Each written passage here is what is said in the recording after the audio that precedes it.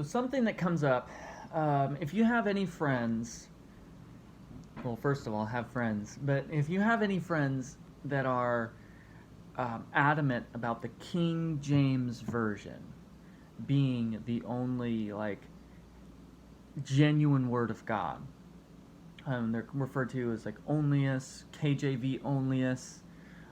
There are certain denominations that will hold that as just a stringent line of their doctrine. The King James Version is the only inspired word.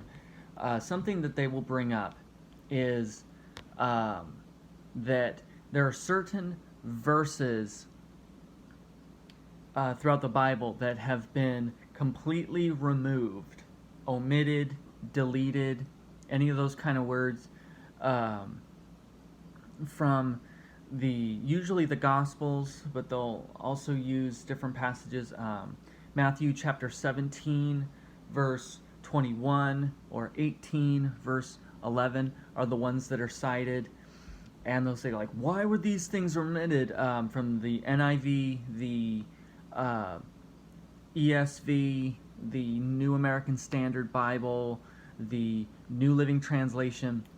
Why are they omitted, or why are they footnoted?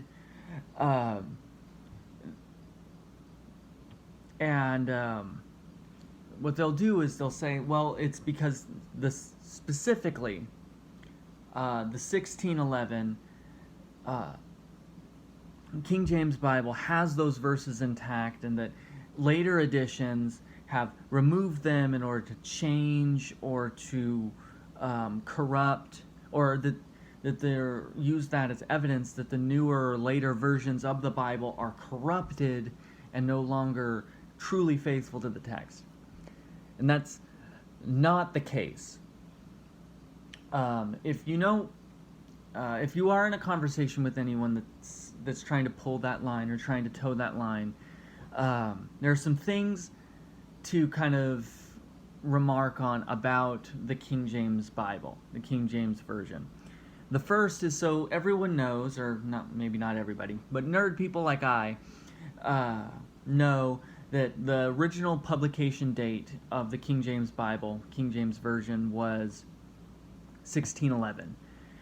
And revisions to that Bible began almost immediately because of the fact that it was full of various publication errors, whether that's misspellings of words or the sentences were like in a kind of rearranged order than they should have been grammatically, words that were omitted, words that were included that shouldn't have been there, stuff like that.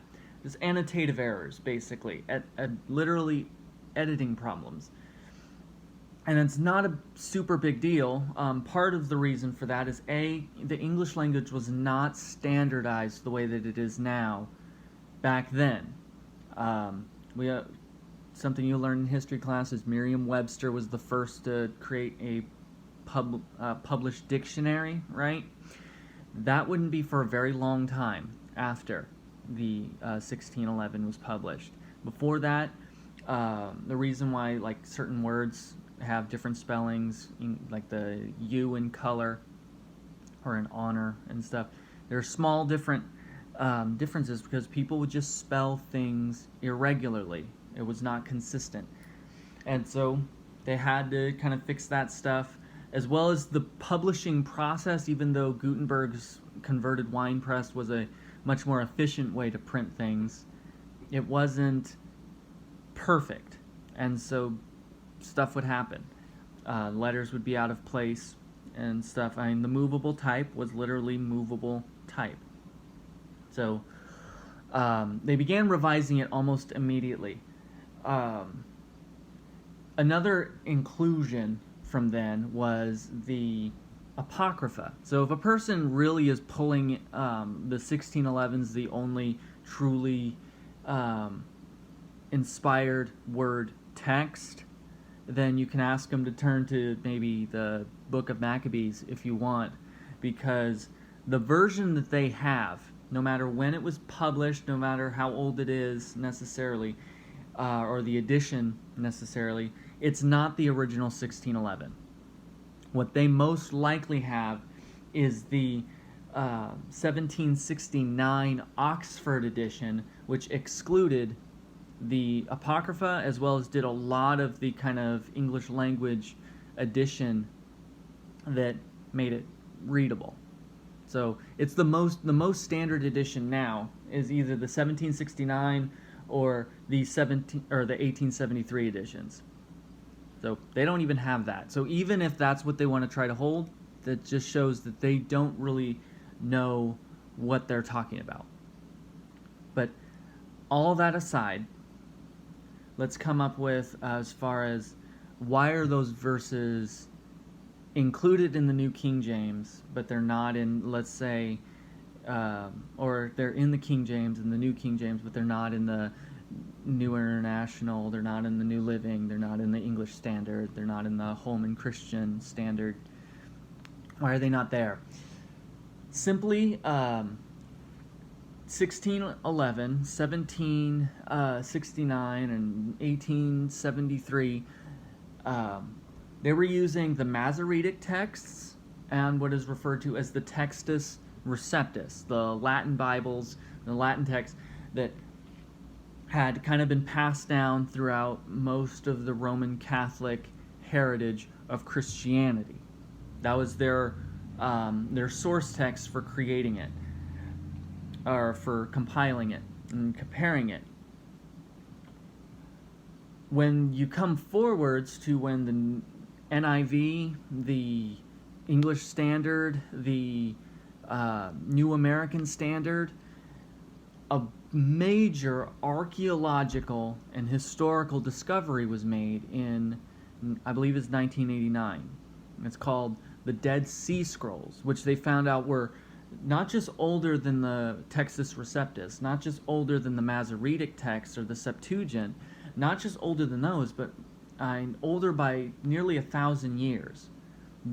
Because they were older, those textual documents found in Qumran, by their age, are obviously a more reliable source text than the sources that were used for the King James Bible and the New King James, because they're older, they're more closely adherent to the originals. In fact, the likelihood is the Textus Receptus, the Masoretics, those actually are descendants from the Dead Sea Scrolls.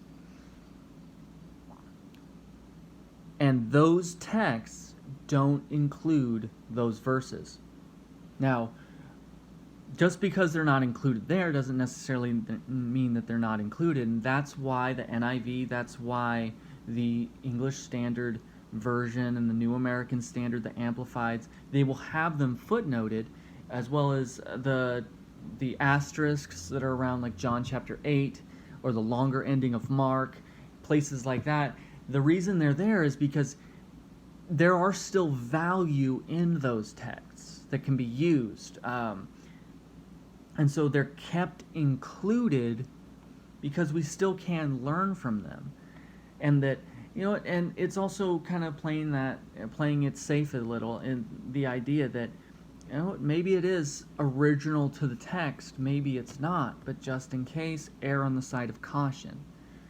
But summary here, that the idea that you disqualify the English Standard, which is my favorite, the New Living Translation, the New International Version, the New American Standard, just because of these little things, does not make sense. The first thing that you should do is study. Do your own research, not just because somebody in a pulpit or somebody on a YouTube video tells you various things. Actually go in, read some books, go down to your library and study some things and find out the truth and see what you can learn from it, because one of the interesting things about the Bible is that it is so carefully documented how it has been passed down to us. And there's so much that you can learn about John Wycliffe, William Tyndale, and John Huss, and John Calvin, and some of these, that they work so diligently to pass these things on to us, that it is our duty now as believers to honor their labor by learning more about it, and not just go off what your local pastor happens to say, or what some scholar or some seminary educator says about it. Go deeper into it, as far as you are capable of doing. Go into it and learn as much as you can, because there's so much to be learned. Especially in our age of information, there is no excuse whatsoever for you to not be fully versed in all these things. The access to the information, through the information and the internet age and everything, it's so available. Just go out there and do the hard work. It's worthwhile.